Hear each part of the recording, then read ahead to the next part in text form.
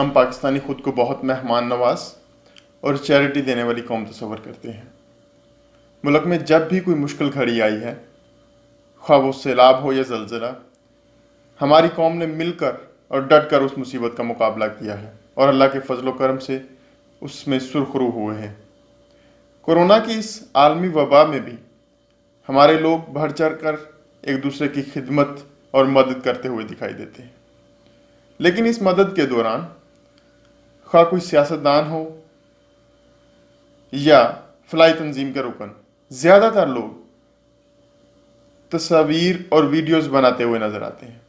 ان تصویروں میں اور ویڈیوز میں غریب مدد وصول کرنے والے مفلسی، بے بسی اور لاچارگی کی تصویر بنے نظر آتے ہیں۔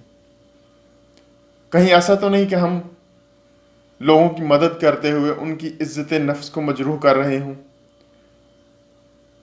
ہمارا دین تو ہمیں سکھاتا ہے کہ جب اللہ کی راہ میں دو یا دوسروں کی مدد کرو تو ایک ہاتھ سے دیتے ہوئے دوسرے ہاتھ کو پتہ بھی نہیں چلنا چاہیے۔